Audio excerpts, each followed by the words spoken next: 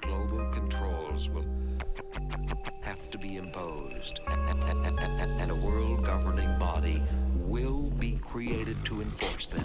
Welcome to Tinfoil Hat. We go deep, homeboy. Aaron, open your mind. Drink from the fountain of knowledge. There's lizard people everywhere. That's some interdimensional shit. Wake up, Aaron. This is only the beginning. Dude, you just blew my mind. You just blew my mind. Yes, we are live. Let's see if we come in. Boom, there's my pretty face. Guys, welcome to another Tinfoil Hat. Thank you so much for tuning in. I want to apologize to everybody. Obviously, the show usually comes out on Monday and a Thursday. Monday I was not available. Personal problems, life drama. Let's just say there's a small chance I might have a sister I didn't know about. And then I had people crashing in my house that have a lot of drama, and I couldn't make the show. So I owe you all an apology. To our guest, to XG here, I owe him an apology. He has to drive in the heart of traffic to get here, so I tried to get him early enough, so hopefully you didn't jump in your car yet. I was literally about to jump in the car, and I was like, whoa, that would have sucked. Oh, that would have sucked. I would have felt bad. No, we're good, though. So my apologies to all of you guys. I love you very much. The passion. You know, I like to get these episodes out, but I also don't want to do a half-assed job for you guys. A lot of amazing things are going on here, okay? The big tour is coming up. Texas. Do we have any flyers? I'm going to be tomorrow night, Friday, November 2nd. I am at Hyenas, Plano, Texas, okay? We've sold some tickets. I'd like to double the numbers. If you're in the Dallas area, please come to this show. I promise you an hour of power. There would be an hour of fun. It's Sam Tripoli versus everybody. I'm doing a show myself. I have some wonderful comics joining me. So Plano, trust me, this is the show you want to go see. And then the following night, Tinfoil Hat Comedy Night, Eddie Bravo, myself, we're at the Secret Group, Houston. Holla at your boy, okay? Holla at your boy. Come do that. Tickets are selling really well there as well. And then also, finally, we're Austin. We are going to be at the Paramount Theater in Austin, the Stateside Theater. Go grab those tickets now. All those links, you go to samtripoli.com and you can get all those links there. Just go to my live thing. The website should be up very soon. For some reason, my host hasn't posted it, but the new website should be up. We're super excited about that. And go to the Patreon. I'm putting up live streams on there that I only do on Patreon, and I'm putting up and we're doing an episode. Again, it's been a little chaotic, but I'm getting them out for you. They've been fun, so everything like that. And then I'm proud to announce I have put together a research team for our show. I've reached out to everybody. If you want to help research on the show, I put together a crack unit of about 8 to 10 people who are now going to help research for the show. If you'd like to be a part of that, please email me at tinfoilhatpod@gmail.com, and I could add you to that list. It's for those who like to go deep, real deep, so deep, put that ass to sleep, okay? Yes, I just did rap lyrics right there. I am very excited. XG, how are you? I'm good. Good to see you. Doing good. How is being on the show been so far? It's been great. I love it. You know, the comments, they like you. They're a little, me. you know. Some of them. Well, listen, dude. Here's Fuck what I've them, learned. Fuck them. You've told me. Yeah. You've told me. Just fuck them. It's the blessings of YouTube. What you've learned is like you just can't care. Yeah. So you just can't worry about it. So it's like this blessing that kind of gets it kind of beats it out of you. And then you just go, you're like, oh, I don't care about your criticisms. If it's constructive, you take it in. If it's just blatant teeing off for no reason, you don't care. And it's always the same trolls. It's always the same always guy. the same One guys. guy's going to go off and then drinking Avion water and I'm a Nestle shill. It will happen. I got fucking 7-Eleven coffee. How hood is that? I got 7-Eleven coffee. But I'm excited to join, welcome our next guest. He's got Ridge Wallet. Oh, yeah. I got to do that too. Ridge Wallet. Bam. Today's episode is brought to you by our friends at ridgewallet.com. That's right. Ridge Wallet is a minimalistic wallet for men and women, okay? It basically, where is it here? Of course, I'm going to fuck this up. Ridge Wallet is a minimalistic wallet that is launched by a father and son team and funded on Kickstarter in 2013.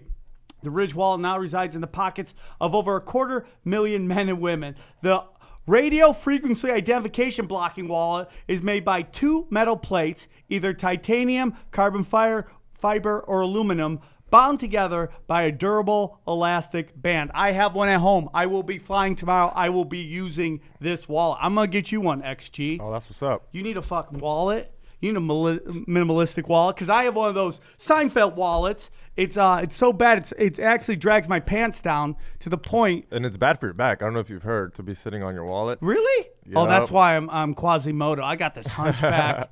It ain't good. So, dude, this thing's perfect because I don't know if you know this, but people can actually steal information off your wallet.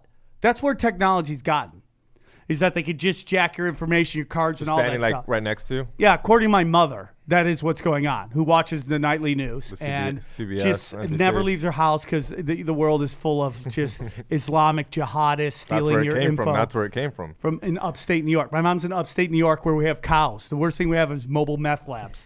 You know, the Ridge Wallet is a minimum front pocket wallet. It's designed to let you ditch your bulky wallet. The wallet is slim, has a radio frequency blocking, and is a lifetime guarantee. It's the last wallet you will ever buy. It comes in titanium, carbon fiber, aluminum, polycarbohydrate, and over a dozen different styles and colors.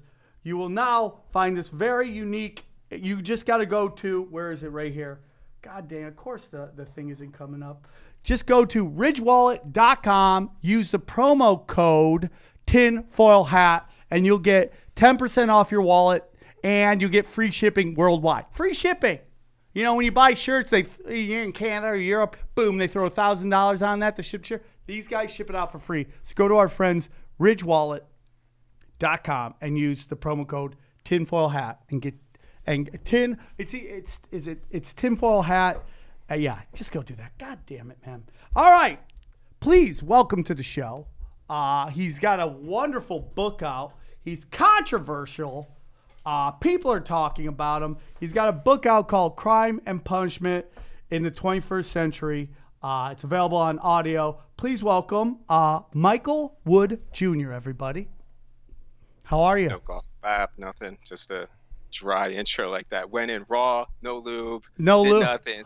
Said I had a wonderful book, but bitch, you ain't even read that book. Yeah, I've read excerpts. I've read excerpts. I've read what you told me to read. I read that stuff. Okay. So where do you want to kick off, man? One thing I gotta say from the get is it's really weird when people want to talk to me and get into an actual conversation and reach out to me.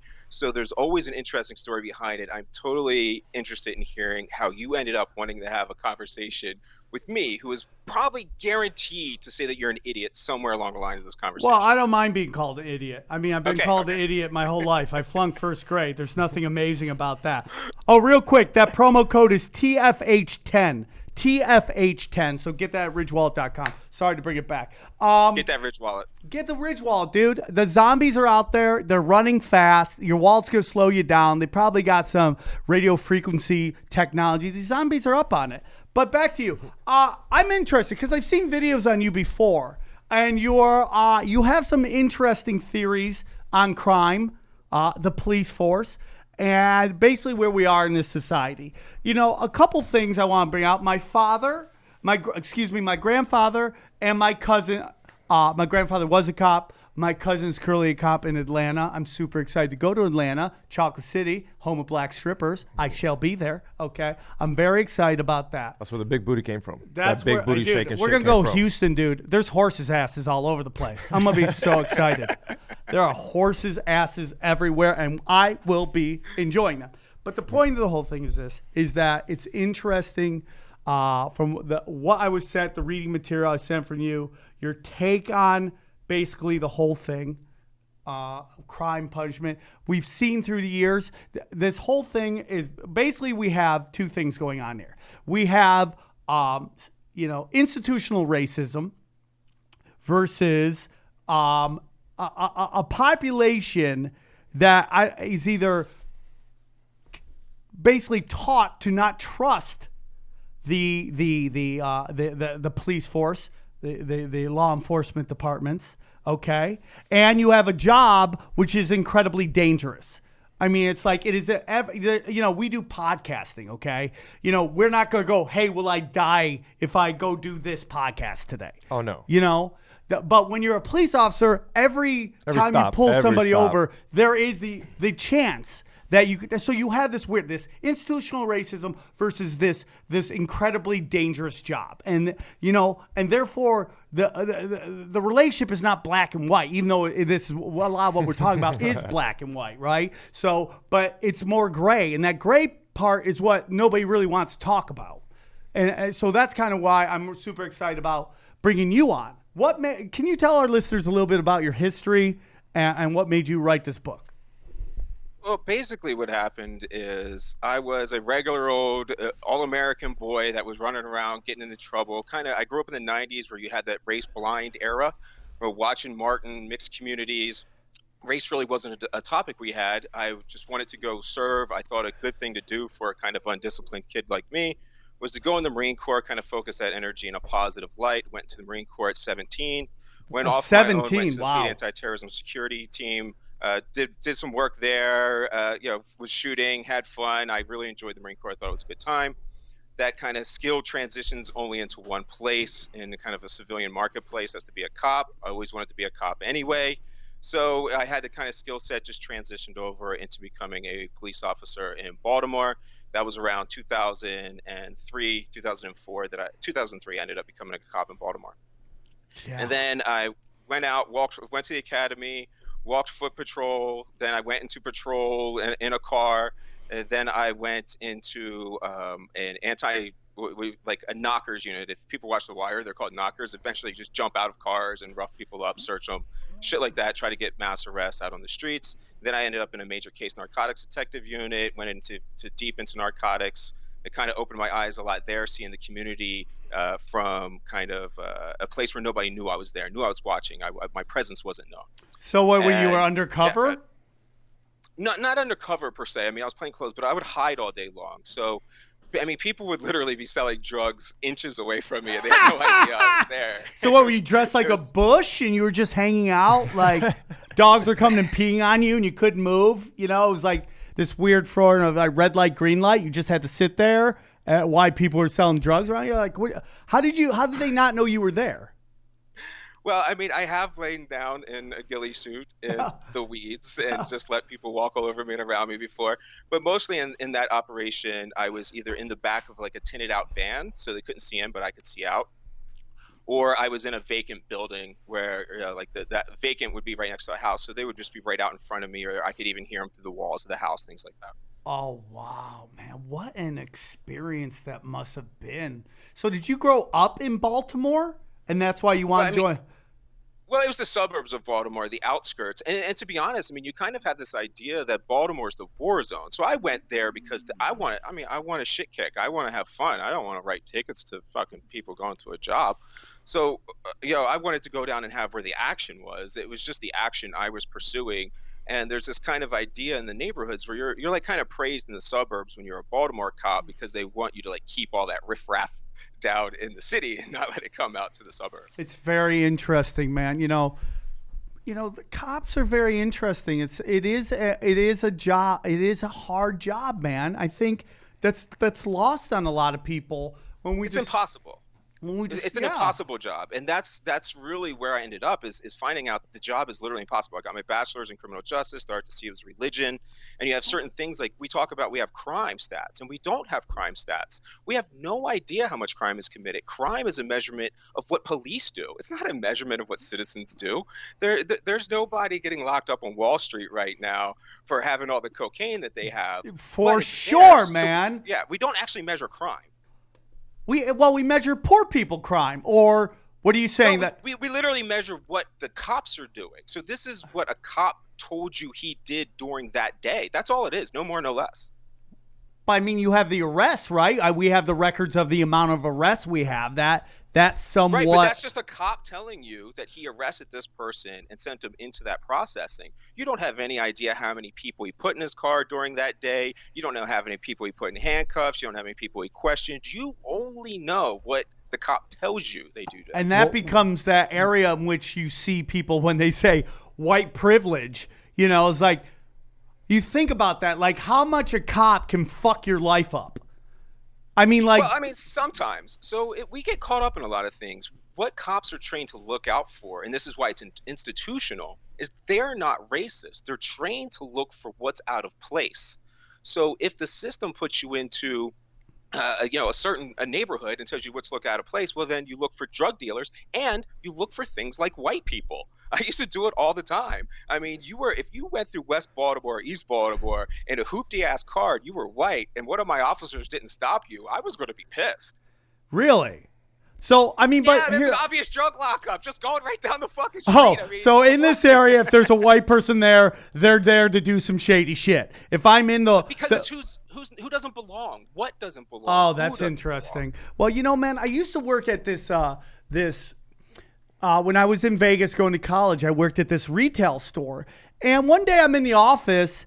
And I did all the theft reports are there, and I'm reading the theft reports, and they're all black people, black people, black people, black people, black people. And I go, that's interesting, man. You know, because you're talking about we come from the '90s. There was a different kind of attitude there. I wasn't racist. I don't think anybody, but I found that this was very interesting. That everything was black, black, black. And then I started watching, and I realized why.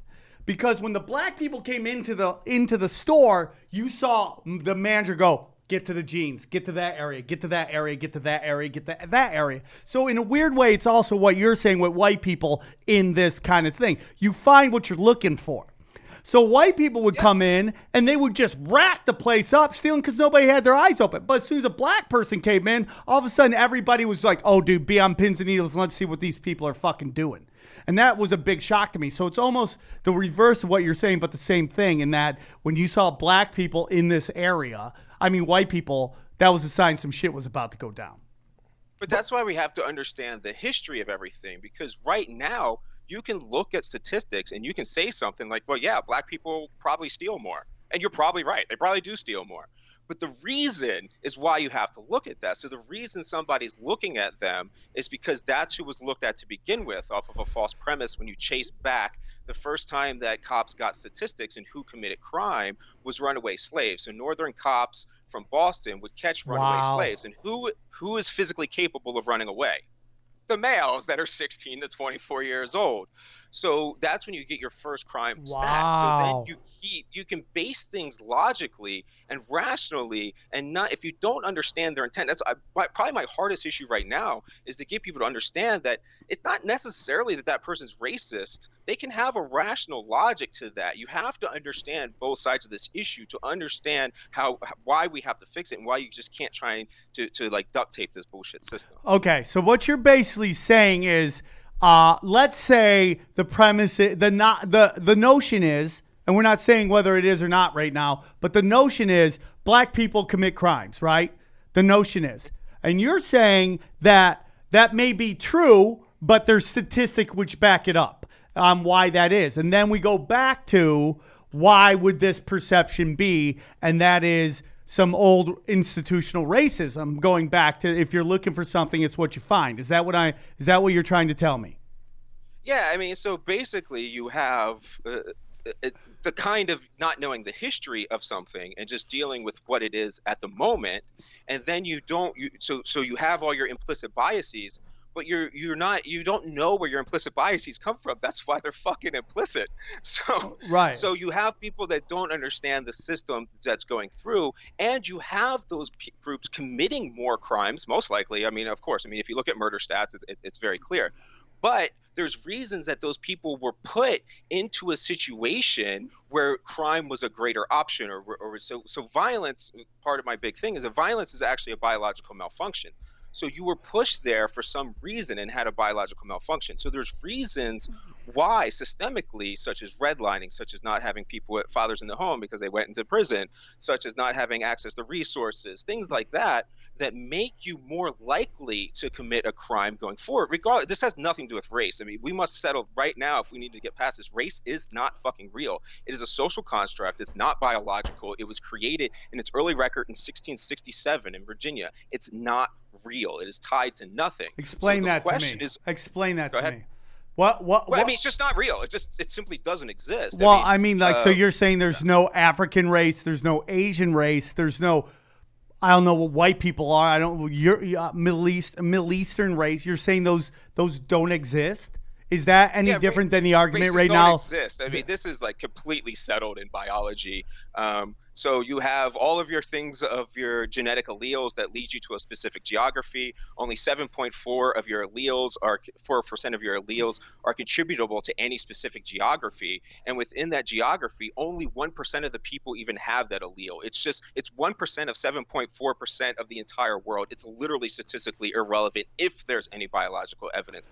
You're just talking about people that look different because of certain things, but that even now as we mix, you don't know where any of these things are. This is all about perception. For example, I have tons of Jamaican friends, and they get called African American all the time. Got news for you. They're from the West Indies. They're not from fucking Africa. No, I'm with you on that. They're considered black. So it's about what other people perceive, and it makes it really hard because I'm trying to fight a system that one of its primary goals is to get oppressed people to proliferate the system, cops included. So all cops come from the oppressed classes, and then we are fed resources and given advantages to execute the oppression on our own people, and we all do that. And playing the race game is one of those things. I get what you're saying. You don't see any Rothschilds becoming fucking beat cops in Boston or anything like that. That's what you're saying. Like the elite class doesn't join the police department. Yeah, I think looking at it as privileges is actually a really harmful way to look at the concept. It's more of like barriers that get put in your way. And so somebody that is black and a female and Muslim and gay in our society would clearly have more hurdles in their progress. But they are hurdles. In America, anybody can achieve any level of success. To think racism is going to stop you is fucking foolish. So there are things that make it difficult. You don't get an advantage by being white. You may have a barrier that's not there, but sometimes that barrier is there. For example, with me, I will never be a police chief in this nation right now because I'm white. There's no white police chiefs? No, I won't be, because Why? right now everybody wants to hire. So your white cops that you're going to get as police chiefs are going to be right wingers who are like the old kind of crack the whip kind of thing. But if you're a liberal, more progressive leftist kind of a police chief, which there aren't really in actual reality by their actions, just by their rhetoric. But so if it's me, then I'm not going to be supported by the left. I'm not going to be supported by grassroots because white people can't possibly fucking know policing. Right. Well, there is a giant push right now, diversity. You know, like places like my cousin could not get a job anywhere in New York as a cop. They literally tell him you're the wrong color. They say that. You see that in Hollywood right now. You're the wrong color. So Right. he had to And go down to Think Atlanta. about this though. So that's what people are fighting for, diversity. But in policing, this is why I struggle. It's not true. So diverse cops in policing are not better cops. We knew this from NWA. They let you know that when it's a black and a white one, look out for the black one showing out for the white cop. Yeah, for sure. That's real. I watched it. Black cops are more violent towards black people. Why? Because it makes them we're look more bad. Violent. It makes them look bad. It Exactly. makes them look bad. It's like, Exactly. look, you're making me look bad. I'm over here doing my thing, doing what's good, and you're over here ruining it for me. Do you So- find that with Latino cops? Do they? No, it's all cops. White cops do it too. So white cops are harder on white I people? was more aggressive towards white people. Absolutely. Really? For the same rationale in that, and all crime, all violence is more likely to be committed by what you're familiar with. That's why it's black on black crime, because it's also white on white crime, because it's also Latino on Latino crime, Well, because we commit crime where we're familiar. Yeah, and I always laugh when I see these commercials about how, like, oh, this guy just random hoodie dude's walking down the street. He looks around, he runs up to your door, and he kicks your door in. And, like, I mean, like, it happens, but most likely the criminal is somebody you know, right? Like That knows your schedule, The your killer neighbor. is in your house. Yeah. But they can't sell you a security system that protects you from the person sleeping right next to you. It's the fear of everybody around you, so you don't leave your house and you stay home and there's no connection to other people around you. So if there's no race, what makes us different? What makes me different than XG other than I'm probably 20 years older than him? But what is the difference between us? What makes his characteristics different than mine? So people are their DNA plus their experiences.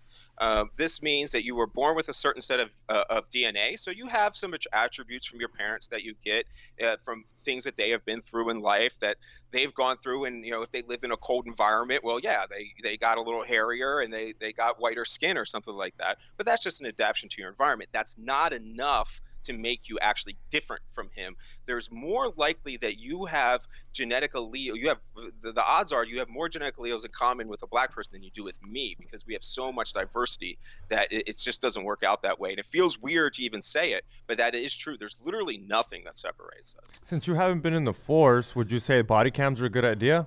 Like, if you think it would have stopped anything from back in the day? Like, if you would have had a body cam?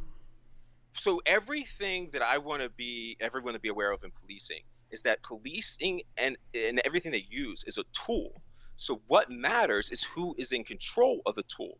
So are body cameras good if you're in control of the tool? Most likely. If I'm in control of the tool, no, absolutely not. I'm going to use it to my advantage. There are tons of good examples of this. There's one of a sheriff's killing a guy in Florida. It was about 3 or 4 years ago. I don't remember which. The cops were originally acquitted because if you looked at the body camera footage, it looked like they did everything fine. This guy was resisting, no use of force. But then they found a different camera. And when they showed that camera angle, it was absolutely clear that the cops were completely in the wrong because you got a different perspective. I think it's fucking dangerous to be saying that you want to live stream the world from the cops' perspective. What? Yeah. I can't think of anything more Orwellian than streaming things from the cops' perspective. So what's the answer, more cameras though? from an objective perspective. How are you going to do that? How do you do that? I mean, London does it. Other places do it. Well, and now we have you're to really now think about privacy issues. But now that's where we're walking into is the privacy. Yeah. So what are you asking your cops to do? So my main objection is why are you sending people like me to pull over a car to handle your complaint about your burglary or something like that? You don't need this armed force that's using violence as an answer for your solution to everything. So I'm really trying to say most of these ideas where you're saying, well, how do we fix this? It's you don't fucking do that because it's never going to work. So, okay. So what is the answer? So even when you're talking about violence with policing, it's not about needing to monitor them more. It's about incentivizing them to do something right. For instance, no cops can do the right thing right now. They have no pathway. If they snitch on somebody or they are a whistleblower, your career's over. Everything you've worked for is completely sacrificed. The left will throw you under the bus. The media will use you, and then you'll be thrown to the trash like every single police whistleblower or whistleblower period ever is. I mean, look at Chelsea Manning now. They fucking tortured her. A cop never snitches on a cop.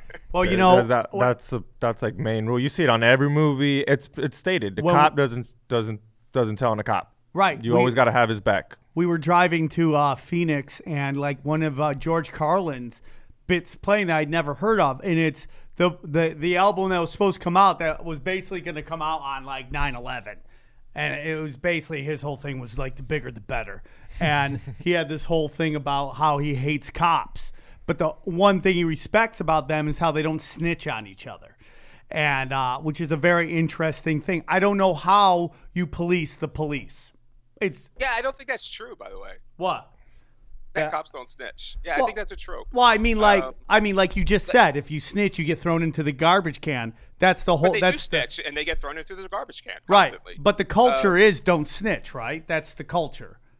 It is, but they still do it. And is that good or bad? Because it sounds like you're saying it's not good. Well, I think cops snitch on other cops more than plumbers snitch on other plumbers. Well, plumbers aren't committing fucking planting fucking drainage problems on people. I know, but I'm just saying it's not quite as entrenched as it would seem. What happens is these things get buried in the system because it's not a transparent process. So the cops will tell IAD or internal affairs, it just won't go anywhere because the things, especially if it's a good old boy, like, I mean, the gun trace task force in Baltimore, you heard about that story with all the corruption in Baltimore recently. Okay. So I was on Rogan's podcast talking about them, the gun trace task force. That's who I was talking about. And I said their names on Rogan's podcast 3 years ago. I was talking about it, and they still let that unit go around and do all those things to all those people for something everybody knew and had tons of complaints about. It's the command staff is your enemy, not officers. Officers from like lieutenant down, your regular officers working the street, the vast majority of them are trying to do the right thing. Yeah. It's your politicians and your command staff who are in control of all this. They never face accountability. The cops face accountability all the time.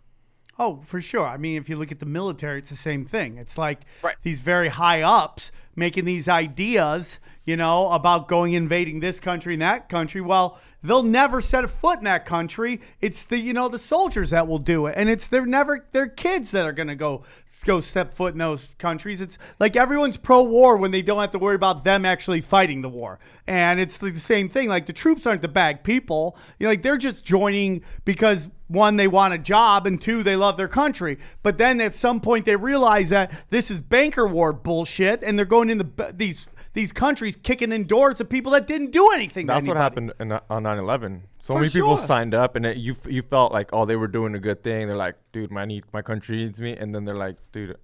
Yeah, it was Fucking- a bankers yeah, fucking it war. was- They're all bankers.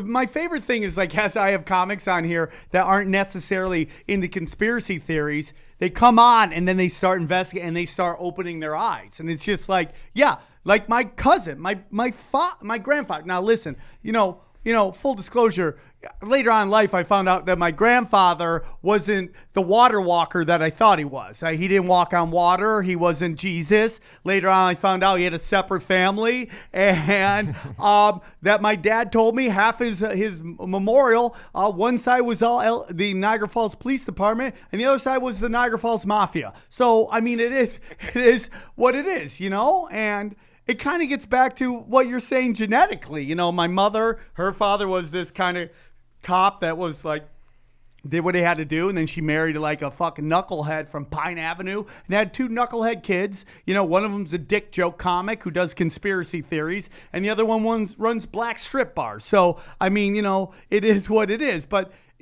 was there something about genetically that you were talking about that has to do with crime? Did I read that wrong?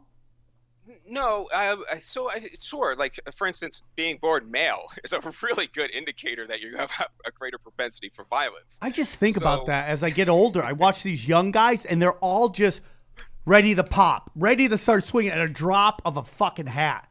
And I'm like, how did I not go to jail? I mean, I was so ready to fight everybody all the fucking time. And as you get older, that kind of dies off a little bit. But, you know, it's amazing. Cameras. You got to be smarter now. Well, gotta nobody be way stops smarter. fights anymore. So have you ever noticed that? Nobody stops a fight. When I was a kid, you know, two white guys about to fight, it becomes a pushing match. Everyone breaks up. Nobody now. They all get their You got to yell videos World out. Star. Yep. You got to yell World Star, and you got to record it. Right? That's what. It's interesting as shit. But go on. You were making a point about being male. My bad. Well, I mean, that's one instance of where things come up, but that's not, I mean, that's just who ends up committing the violence, but they still all have underlying layers of experiences that make you more likely or less likely to commit crime. There's 4 crime causations, and there's no police department in the entire world fighting any of them. The number one is environmental poisoning, led most prominently by lead poisoning, and some researchers say that this is up to 90% of violent crime. I think it's about, somewhere around 45%. You have income inequality. You have, which is, people think it's poverty, and it's not poverty, it's inequality. So when things stare you in the face, so places like Chicago and Baltimore, an exacerbating factor is there's no middle class. So when the income inequality stares you in the face, that's when we see violent crime, when we see local instability. So things like not being able to have jobs, having stressors, being out of the home, different things that can mess up your local thing. And the 4th is policing themselves. We have had crime reduction despite policing, not because of policing. Policing is violence for the sake of violence, doing the logical idea of saying that violence is a deterrent. But we already know for decades that violence is not an effective deterrent, just like the death penalty and a million other examples. So, death penalty. Nobody stops going, oh, I might get the death penalty if I do this.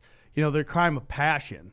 You know, murder is the ultimate, and I don't mean a good way, but the peak of emotional response, which is why I'm convinced that women love watching the first 48. Like, ever watch the first 48?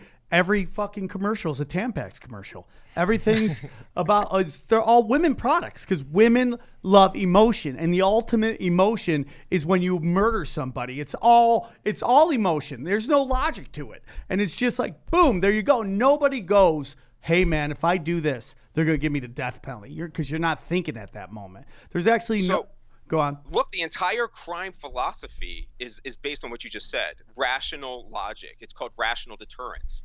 And there is no rationality to committing a crime. So that's what I'm saying. When everything we discuss from that point on is rather pointless, the whole thing has to be rebuilt from a different ideology designed to increase society and make society better, and ask the question of how do you do that? And when it's obvious that locking somebody up for having a fucking flower in their pocket is not going to make a better society, but yet we do it. Can we get into the point of these laws? We've talked about it much on this podcast. I think drugs, I think prostitution are poor people crimes that are only applied to poor people. I mean, we look at prostitution. Poor girls are hookers. Rich girls are sugar daters. They literally can advertise sugar dating on billboards in Los Angeles. And if prostitution's so bad, why don't they go to these websites that do sugar dating and arrest all these girls? Because those are rich girls. Rich girls doing rich girl stuff. Well, I think a lot of it does come from like subconscious things where people are being stupid. But my large idea is to say that all the laws and the whole system is for the oppressed classes. And they have the laws set aside them, and they have the laws enacted upon them, and they have no power. What they do with police is they take people from the oppressed classes and they give them this thing where the law doesn't really apply to them, but they're still poor and they still don't have any real power. And then you have the elites, and the elites control everything. That's the oligarchy. I mean, we literally live in an oligarchy. I don't know for if anybody sure argues against that. For sure. So, like, one chapter in the book, one thing I talk about is the magistrate's law, where I think we have to have something where we have to change that judges can't actually make case law. We've accepted case law as being common sense in the Supreme Court and everything else. But what that is saying, that is the rule of the oligarchy. Literally, laws are only valid through the opinion of an elite person who became a judge. That is how we decide laws and who they apply to. Couldn't It's agree literally more. by an elite class. I couldn't agree. I mean, if you're watching are you watching Making a Murder 2 at all? Yeah, the new season. Oh my God. I mean, like, this is obviously coming down to that the state does not want to pay out what they're going to have to pay out if they release these guys. And then they still got to pay him for the first one.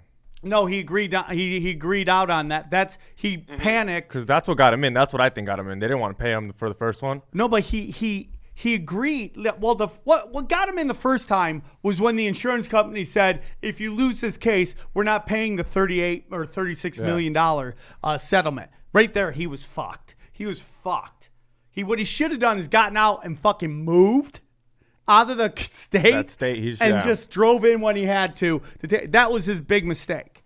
But this whole thing, especially with the nephew, Brandon Dess, this is so obviously the state realizing, and these judges playing ball. And it's like, when you talk about elite, I forget what, they went to the Wisconsin Supreme Court, and they first had to go in front of 3 judges. Now they're going in front of 12 judges. But the three judges, the one white guy was like, why everybody hates white guys.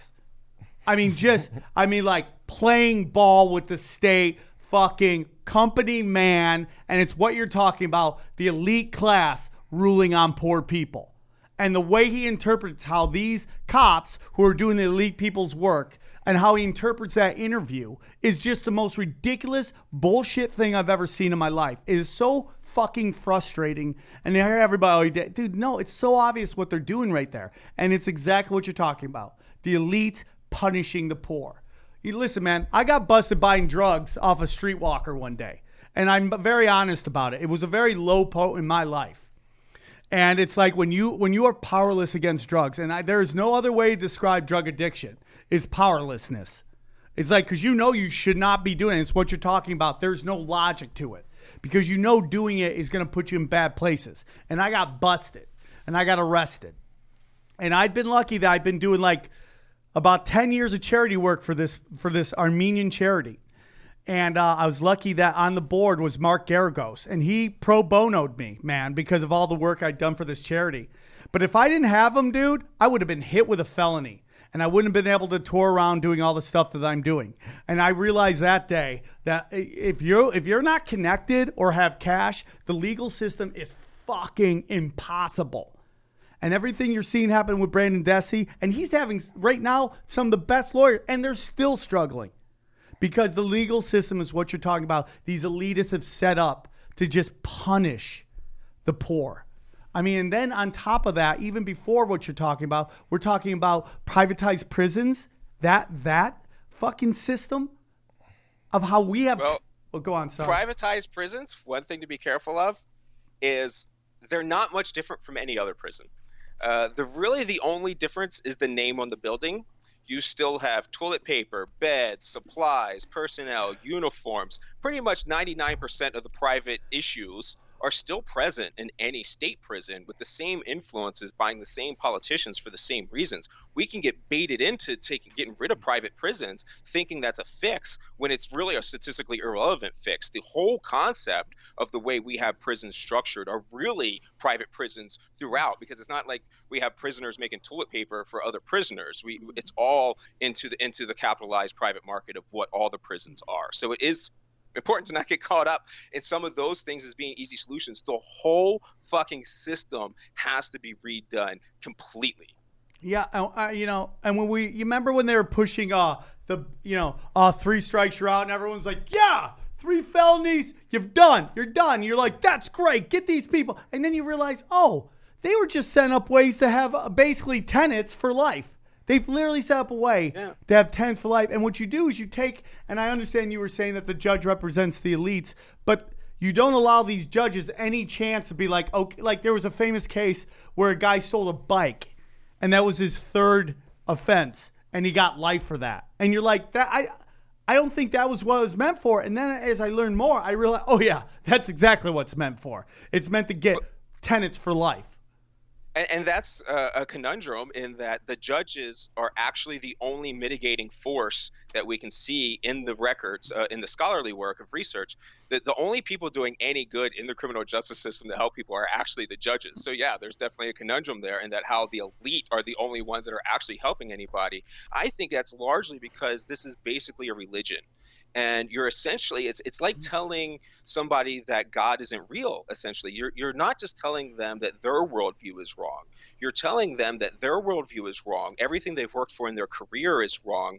Their parents, their fathers, a lot of the foundations of this country were built on ideas that were absolutely wrong and that they've investigated and pulled in as part of their personal identities. That's why, a big reason why cops commit suicide after they leave too, is because it's part of their identity. And you are literally trying to rip something apart from them. And if you don't give them a replacement, there's no way psychologically to get these people on your side. They'll just entrench in deeper into a backfire effect, double down on the wrong. And that's what you see now. You see a lot of doubling down on wrong ideas, like using stop and frisk or New York City tactics, which we know are harmful and we know don't do anything to solve crime and make the problems worse and have these racially disparate outcomes. But we and even Black communities push for these things because it's all part of our narrative. So even like with Dacey and the other guy, I can't remember his name. Yeah, Stephen Avery, Brandon Dessy. Yeah, they can have, everybody involved can think that they're doing the right thing. They can think that with no ill intent, but they're just blinded to this thing like a religion, just how any Christian is blind to the harms of Christianity and any Muslim is blind to the harms of being a Muslim. Yeah, I get that too. And there's these people that don't believe that good people can be screwed by this system because they're taught at a very early age to trust. I mean, all public schools are teaching you how to follow rules. Exactly what it is. You know? Just how to sit down. Purposefully. Yeah.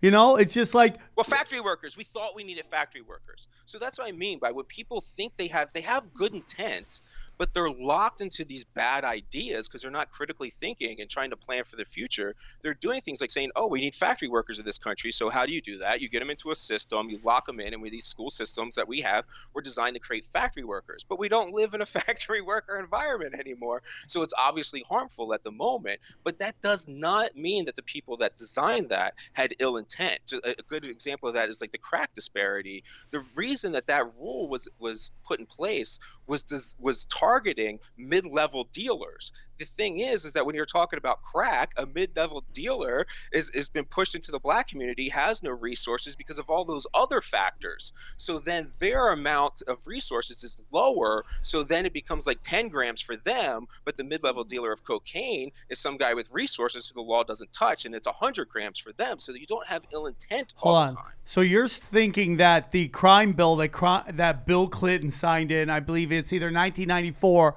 or 1996, was not designed to lock up quote unquote super predators, which were basically black males, because I think that was the intent. If the intent was but they think that will work to help other black people. It's the same reason that 90% of the calls I got to go after drug dealers were from 71-year-old black ladies sitting in their upstairs calling the police to mess with another black guy. I get what you're saying. Because it's all what worth the seeing. Yeah.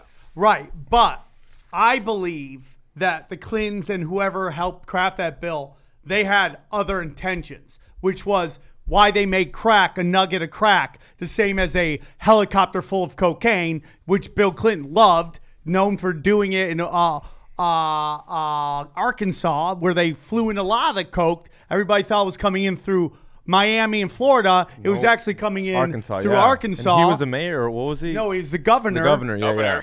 Yeah, he's fucking straight up gangster. Hillary Clinton's dad ran the Chicago mob. Nobody wants to talk about that and how they deal with people. But I believe that was done systematically to remove black men from the family unit and have people grow up without dads. And if you're a single mom and you don't have the father in your life, I'm not saying you're a bad person at all. You're doing the best you can, but systematically they try to do it to fuck with the family function, the family unit. Now, I believe that is what's happening with heroin right now. They are flooding the middle class, white middle class, poor middle class with heroin, and it's the same game plan to get dads and people, the family unit, to break the family unit, put one of the parents into jail.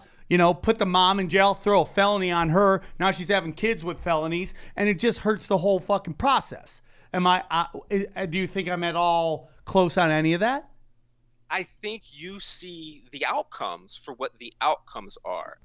My experience is just telling me that everywhere I go, I don't find the intent. I've traveled this country, spent from coast to coast, probably almost all 50 states. I've been to all different levels and all different rooms. And what I'm trying to say is just as much as most drug dealers standing on a corner and most people that pop a cap in somebody's ass had some kind of intent that was understandable in that context of what was going on and what they knew to be true. And I think the same is true on the reverse side. I think empathy is something we need to display towards everyone. And whenever we're thinking that our tribe or our ideology is better, we're probably extremely naive and we're wrong. And I think that working together and looking at our core common things, that we're realize we're all talking about the same shit. And I think what the oligarchy does is try to get us to talk about things that are tribalistic and things that are identity politics, to get us to not realize that they're like a lot of other people have noted, there's nothing more powerful than us when we group together. I watched the Dukes of Hazzard growing up, and we all said fuck the police back in fucking 1991, and NWA was saying fuck the police and back then too. We're the same fucking team. I agree with you. They're telling us we're different. And even the rich, even though I get that they're the other side, but they also think that they're going to create a better society and do things better in the end for their tribe. We must recognize that there is no real tribes. I mean, we have nations, and so we have to abide by that construct.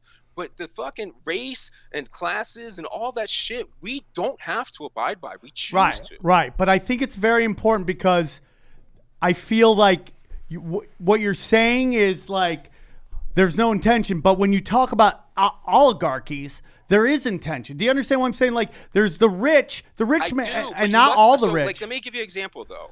The only way that power has ever been given to the people is through a benevolent dictator. So nowhere out in history has democracy resulted in power getting to the people. Only benevolent dictators have. Now, can that change? Of course. But if you have in your mind that the elite are the only people who have done things better for the underclasses, well, then you can see that rationality. The oppressed have never helped the oppressed. I agree with you. I think we agree with you. But what I'm saying is, when we talk about intent, we are talking about a group of people, this small group of very powerful people at the top, with an intent to control, right? Is that, I mean, like, you and I can agree with it's all kumbaya. Subconscious, like, this is the whole premise of that book, and like why I'm getting into this is not only are we naive to think that we can understand someone else's intent, we are naive if we think we can understand our own intent. It's the same reason why people like Brandon Dacy go and they confess to the crime. Out of his mouth was intent. And people say, oh, we should believe that. But not even he can understand why he did that at that moment. We are biological creatures that respond to our influences, and it doesn't always make sense, and it's not necessarily known to us. Okay, I will agree with you that even when I was talking about my drug arrest, that there's no logic to my drug arrest. There's no it was illogical what I did right there. It was very stupid. Brandon Dacy, what he confessing to. But your drug arrest isn't violence, right? Your drug arrest isn't hurting somebody. That's a societal violation. Right. That's like another. Speeding. That's another. You need to look at those differently. So violence is what we need to look at. Societal violations are we use incentives and disincentives. We don't use violence and force. Okay, I understand. So the whole system was wrong in treating you that way. There's no way. And that gets back to my opinion that prostitution and drugs are poor people crimes. What I'm saying to you, and maybe I disagree with you, and I will sit down and read your book, is that the people at the very top, in my opinion, have the intent. Because if you look at, people always say, how do you know what's really going on? How do you know? And I go, well, you really don't. And to that, maybe that agrees with your point. But for me, I go, you look at history, right? We look to the best, and some people think history's not real. It's written by the winners and whatever. I do believe there are people who've always tried to get out what the truth is. So you do your best you can to understand the patterns of these people that you're trying to understand what they're doing. And then on top of that, you put who gets the money and who gets the power. And to me, that always breaks down to what's probably really going on. If there's a history and then there's money and power to follow it, that's probably a good idea on what's really going on. So let's take the crime bill again of 96 and of 94 and 96. To me, that was intentionally done to hurt the black community. And because whether it was intentionally done or not, bad members of the black community. Or bad, like Chris Rock said, I'm telling you, this is how they think. I talk to them. They think I love black people, but I hate niggas. That's what they think. That is not a new idea. This is entrenched in the black community. I understand that. If the Clintons were listening to the black community, then they would do these things. So if you can't separate them, to put intent on somebody else, I'm telling you, that is the tribalism. Right, but listen. They have all the power. I get what you're saying, and I agree with that. The same thing you are. I understand what you're saying. Fuck them. I get what you're saying. But if the same people wrote the fucking crime bill are the same people flooding the fucking ghettos or the hood or whoever with the drugs, that's a different thing, man. I'm telling you, when you find out the CIA is the one who's like, dude, look at heroin. Who does crack? Yeah, black people. Right. Who does cocaine? White people. Okay, and that's where I think you're right, because it fucking explains it that there's only you start with cocaine. That's where usually you do cocaine. Right. Then you get poor. Yeah. Because you fucking did too much cocaine. Yeah. Then you go to crack. Yeah. Well, it's also like we've seen statistically or through fucking document after document that the fucking government is bringing the drugs in. So if the government has fucking armies fucking protecting poppy fields, and heroin production's gone up 70%, and with that has gone up the death at 70%. And then they're the ones making the laws. That's the intention. It even happened in LA with Freeway Rick Ross. Right? You know that. That poppy seed was crazy. Right? It's crazy, right? So there's but intent I'm on trying to that. say is, when you say intent, like there's this underlying that it's racist intent. And maybe that's where I'm getting it where I'm perceiving it wrong, is that you are implying racist intent. But I don't think the racist intent is there. But crack was a black drug. To go after these people who commit these crimes, and they think these crimes are bad, and they think force will work, and they think that will make the community better. But that's good intent. It's not evil intent. They're just fucking inept. But if I am let's just start at zero right here. Okay. If I am making Sam Tripoli right now, I am the leader of the free world.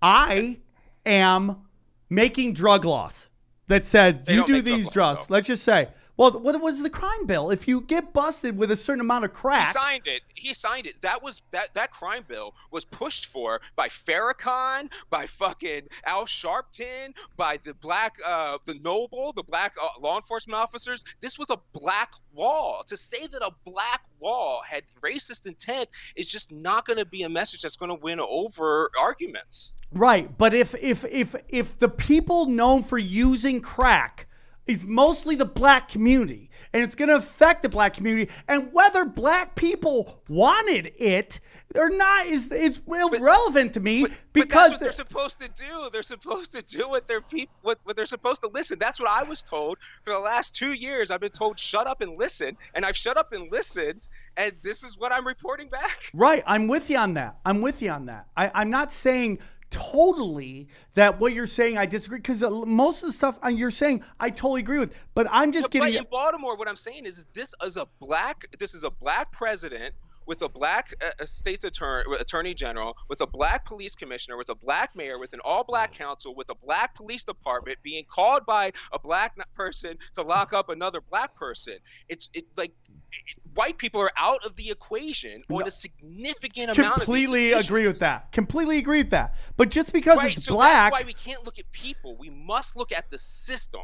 what I'm talking about is this is still going back to intent, But that's people. I guess we're not going to agree on that, because I believe there is intent to make bad things happen. So So let me relent and tell you, fine, there is intent, and you win that argument entirely. Okay. How will that perspective help us fight oppression? It won't. As long as we think there's an enemy, oppression and violence are guaranteed. Well, okay, I think once we all go, hey, dude, these laws have been put out by this group of people that's very power elite. That you even said that the laws run. I don't know if we'll ever change it, because they have, dude, you've said things I couldn't agree with more, such as that, they get us to fight with each other. 100%. If we can all just go, hey, dude, it shouldn't be them. It's all about us. Us. We are us. This is us. Whether you're black, you're white. We can't be stopped. We can't be stopped. We can only be stopped when we allow the division. If you took it will seep in. Any kind of identity politics will seep in. So, let me give another example, since we're on black issues. For example, there's colorism among black males. Really? I mean, those are the things I'm talking about. So whenever we start drawing tribal lines, we're just going to draw another one, and we'll draw another one, and we'll draw another one. And then we're powerless because we're not working together. I couldn't agree with you more. I mean, there's parts of Africa. We need them. We need to kiss their ass because they have the fucking power. I'm telling you, if we all want to unite together and say, fuck you, yeah, we can burn this bitch down, sure. But they still have the institutional knowledge. They still know how to do these things. Every single person that's been oppressed by the police department knows fuck all compared to me about how a police department runs and what you need to do to fix it. So we can all rebel and burn shit down, but that will not make a better society for our kids. Well, I'm with you on that. I mean, the kissing of but. I don't know if I'll agree with that. I think there needs to be. I do agree with the uniting together, and what we're doing is it's like an experiment, man. It's like an experiment. We are mammals. We are, whether we want to agree we're animals or not. We are. We're animals and we're mammals and we run in packs. What we are trying to do is go, hey, you don't look like my pack, but we're in the same pack. And that's real shit. And like I said before, a gangbanger in the fucking hood and a crystal meth cooking fucking white trash in the trailer park have more in common than they fucking think. If you actually set them down and go, why are you making the decisions you're fucking making? And the truth of the matter is that they're fucking hopeless. They have no hope. Because they look at the system and they're just trying to survive. And it's all done on purpose. And again, we're going back to intent. You and I will disagree. I think intent, there's a big part of fucking free market, moving the jobs out. Nobody's got jobs. You get depressed. You want to do drugs to get away from the fucking moment. Then there's all these laws that throw you in the fucking jail. I believe there's more intent on that than maybe you do, Michael, but that's fine. We're not going to agree on any of that. Intent, just ill intent. I don't know that it's so ill. I think, man, these guys, I think you always hear we got morals. We got no morals in this country. Everything's going. No, the biggest problem we have in this country is fucking greed, dude. Greed is killing everything. Greed is fucking see, dude, why do my comedy shows do really well in LA? Because they make $1 with people instead of off people. This country's all about, can I get another $1 out of you? Oh, that's it. That's what I tell everybody. Now, you used to just buy something, blades to shave your face. Now they want you on a monthly fucking subscription. Yeah. They want to guarantee your money that this time it's gonna fucking happen. Netflix, everybody's got it. Everybody's got you on a monthly subscription. Then the blades people, the actual workers aren't making any money because now you're only buying blades from one person, and it's just. And then you notice how much you were getting fucked because what is it, the big one, that shaving company. Yeah, there's a bunch of them. Yeah, I'm Gillette. on Harry's. Yeah, Gillette. All of a sudden, it's fucking cheap. Yeah. But yet at fucking CVS, since they were the only ones you could buy, they had them all locked up because. That's fucking free market, by the way. The fact that the blades keep going down. Yeah. That's free fucking market. They're so pissed. I don't mind free market. I hate free trade, though. Yeah.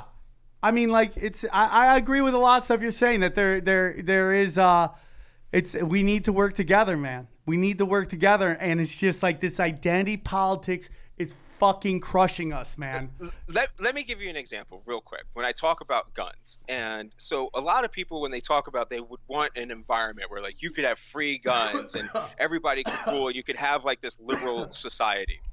What I'm trying to say is we know what those things are, and we are animals, and we will get tribalistic by instinct. So we have to create systems that will fight that. I always say, look, I am a fucking badass alpha fucking male that was trained from the fucking get-go to execute violence and not fucking give it a second thought. Yeah. So if you want to have a society that has weapons everywhere, all you do is make me fucking invincible in this small little area. And I don't know why you would want to do that. That sounds ridiculous. We have to have societies that make it better for all of us. And that requires looking at this national perspective, not looking at what is good for our immediate circle. Just like the idea of even justice.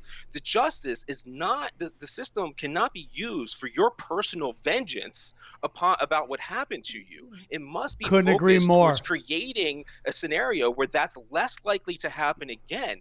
Justice for Tamir Rice is making sure that some other 12-year-old kid is not murdered by the police on a playground. It's not sending that cop to prison and punishing him for the rest of his life. But yet what we do is we try to get that cop in prison because we're so fucking tribal, and we miss the entire picture that we've done fuck all to make sure that Tamir Rice is protected. Right. But he did murder somebody. Am I wrong? Who? What? No, Tamir Rice is the 12-year-old boy that was killed in Cleveland. Right, okay. Okay, let's take the cop where the guy ran off and the cop shot him in the back. We have Walter Scott and that other guy. So sure, the same thing comes. The goal of the system, this is when it gets really difficult, where I have a hard time. The goal of any system should be to prevent the reoccurrence of that offense. Right. That individual, especially when you're talking about cops, they can commit an act of violence that they would never commit in any other scenario because they were only in that scenario because they were cops. Right. So to prevent them from killing somebody or committing violence ever again, all you'd have to say is, we're not going to ask you to commit violence on our behalf. So literally throwing them in prison does nothing but replace them with another cop that's been trained to do the exact fucking thing. I understand what you're saying. But there is something about murdering somebody, and that you don't do that in society. And there's a penalty. So we separate them from society. How do you do that? You put them on an island? Well, sure, you can. Sure, you can have a prison and you can have walls, but it doesn't mean you just separate them from society. It doesn't mean you put them in a fucking cage. I mean, other countries do this shit. Like, they actually have keys to their own doors and stuff. In Mexico, you can have a fucking family in there. If they're willing to live with you, you can have like your family and people hang out. They can come in and out, but you just got to stay there. You can't leave the place. Oh, that's interesting. In Sweden, some of them don't even have walls. Yeah. Like, they could just walk away if they wanted to. Yeah, I get that, dude. Yeah, it's interesting. I get what you're saying. You're not curing the problem. Right, and so see how even in, like, when I talk about intent, right now I can sense from you that you're like, be nice to these motherfucking murderers? Yeah, that's what I'm saying. I don't know about that. In our history, it's our minds that you can't treat people with such kindness and empathy. We want to be so fucking tribalistic. Well, I mean, like, the truth is that somebody's life was lost. That's what it's basic eye for eye shit, right? So if you take a life, what? We don't know why any murders were ever committed in this country. We only know how. But I mean, like, there are murderers who've said why they murdered somebody. No, you only have why they told you. So, for instance, the vast majority of violence comes from lead poisoning. The fucking kid that was lead poisoned doesn't grow up and commit a murder and go, you know why I fucking committed that murder? Because I was lead poisoned when I was 3. Okay, we never investigate why. We only investigate how. So, like, a bank robbery is an easy way to look at it. You go in a bank robbery, they investigate how the person committed the crime. Nobody fucking asks why. So we don't do shit to solve the problem. Well, that why is pretty simple. He's broke as fuck. Yeah. Well, that's what it is, yes. Well, I mean, if you want to go back, broke when other people have money. Right. So we have tons of very poor societies that have nothing, but they're not violent. So these tribes in Africa that live off the fucking dirt, they don't have any violence amongst themselves in their little groups because they're all poor.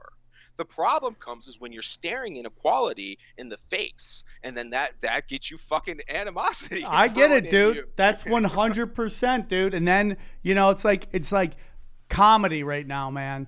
It's like people are really pounding on comedy, political correctness, and you know what? I laugh. I go, no one's committed a crime because of a comedian.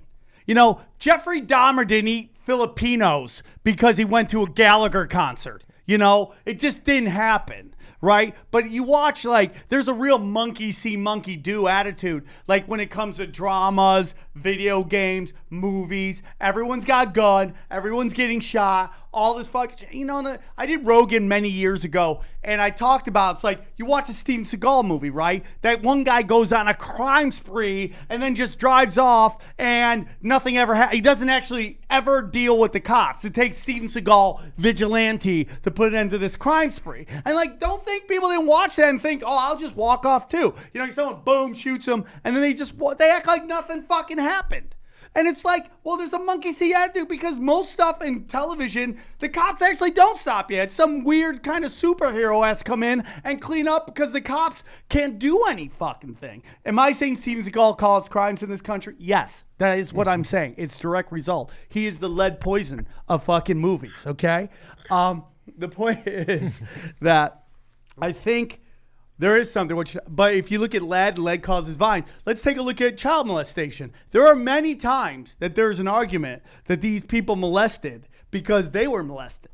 And people take that into account, and maybe they get a little less, but they still go to jail for molesting children. And so it's like, if you're like, lead is causing this violence, I couldn't agree. There's probably something to that, 100%. But at the end of the day, it's like, my whole thing, you committed a crime at the end of the day. When it's like when they talk about special people and low IQs, you know, they're like, when it's shown that he killed this person, I'm like, well, it's sad that but he killed somebody. Like you could be a pedophile and just not act on it, and keep fucking being a pedophile. Yeah. Just don't fucking act on it. I mean, you could be attracted to children, which there's laws. There's laws that say, hey, man, you can't do this because mentally they're not equipped to deal with the situation.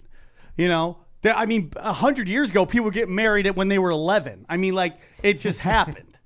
But we've But said we don't know why they're pedophiles. So that like, Well, we know don't they're investigate pedophiles that. because If they we wanna just send them bang to kids. prison, we never know. So a good example of pedophilia is there was literally a guy who had a tumor and started having child sex thoughts of pedophilia, and then they went in and took out his tumor, and the thing went away. And then he started to have those thoughts again, went back to the doctor, and they found the tumor was regrowing again. That was because like- it was pressing on this certain part of the brain. That was So like that we one don't even- shooter. That one shooter. Hmm? That one shooter that killed a bunch of people. I can't get what his the name. guy in Washington. Nah, it was, There's a handful of them. yeah, and then he literally said when he died, he's like, "You guys got to look at my brain." He had a fucking tumor in there, and that's what got him to start shooting people. He literally said, "You got to look at my brain. This isn't me, but I got to act on it for what So, apparent we live reason." in crazy times. And he had a fucking tumor in his brain, and they were like, they kind of. So, what if they took the tumor out? Yeah. Right, so that's the thing. They did that with the pedophile guy. If he would have committed a crime and then they took the tumor out, and he's not going to be that way anymore, what kind of society are we to still say, well, there's a law and we're going to go put you away, and we're not actively doing things to solve the situations that are going on? So it's my position, and I'm very confident in it, that absolutely all violence is a biological malfunction. Something medically is going wrong. So even if you're talking about committing violence, or if you're talking about having a sex act on a child, that is an act of violence. And so the reason that they're doing that is something is wrong biologically, and we completely ignore it. Kind of makes sense because when you are drunk, you did put a chemical in you, and now you're violent. Yeah. Right. That's so another one where it's a change. change. No, you that's you need a true. change So- in you to be violent because some people are violent and they drink and all. Do you of a think sudden we're it's more fucking- violent than ever or less violent than ever? No. We know this. So my big argument, my big position is that the most prominent trait of humanity is our extreme levels of cooperation. We have gotten less violent. This is the safest era in human history. Hands down, it gets safer and safer and safer and safer. Every single time we turn around, what we do is we hear about it more. And that makes us think that it's more. But even police shootings, they've been steady around 1,000. But you got to remember, there's more cops and more people. So if they're a steady number, that means it's actually going down. No, I'm with you. All violence is going down They because say we took that. lead out of the gasoline almost worldwide. The only two countries that still have lead in their gasoline are Yemen and Iraq. Big fucking shocker. Even terrorism is more fueled by lead poisoning than anything else. I think that's very interesting, man, and I'm very interested. Not just in... interesting, goddammit. It's the facts. This is what I do. I'm a fucking scholar. I spend every single day doing this. This is what I do. Michael Wood Jr. It was a wonderful conversation. I'm excited you were on. His book is called Crime and Punishment in the 21st Century. Where can they find you? It's an audiobook too, though, right? It's a regular book. You can read it too. I No. said Audible mainly because that's where I make the most money, is off Perfect. the Audible. Okay, I Do respect you that. do you read it? Do you read it? Although most people really Have don't I like read the it all? No, scholarly shit. Is it your voice on there, or is it? Yeah, just- he I did read read Oh, it. you read Look it? at that Okay. segue. Look at this Look guy. at He's that. a Alright. fucking pro. Dude, Everybody knows. He already knew that. But that XG. segue, that was fucking smooth. So when you're Perfect. paying those advertisement dollars, you know this dude right here is going to throw that in there slick. So real quick, tell them where they can find you on social media and your website. Michael A. Wood Jr. on Instagram is where I do most of my postings for things. I do have a YouTube channel and put out some podcasts and things there. And my publisher's website, imembermedia.com, is where you can really find everything. I've written a bunch of different books and do a bunch of different podcasts. Been going back right now, and following up on old podcasts. So I'll do it with this one eventually, where I'll go back and try to critique all the stuff that I did. So I just did my first Joe Rogan appearance, where I go back and see what stupid ass fucking things that I said, because people won't challenge me much. So I decided I would go challenge myself. I challenge you. I loved it, and it was great. And thank you for calling in. And dude, if you're ever in LA, we'd love you to have you in studio, dude. It would be fun to have another conversation.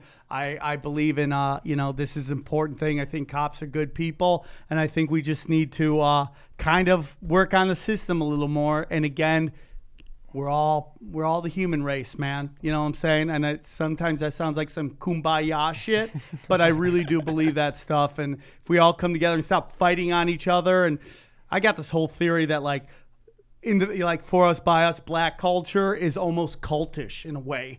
You know, the way he's like, if you look at Kanye West, he got pounded on it, man. What do you Did happens you see when what you leave? happened now? What he said? Yeah, He's now- out of politics. Well, you lost money. That's do. what it is. You didn't see your shoe sales. If you don't play the game, Yep. dude, if you step out of that shit, it's cultish shit, man. All right, man, we appreciate you, Michael Wood. Jr., you're a G. Thank you. Guys, I hope to see you in Kumbaya, Texas. Kumbaya, motherfuckers. Hope to see you guys in Texas, and we'll see you guys soon. Thanks for tuning in, guys. You're the best. Thank you, Michael.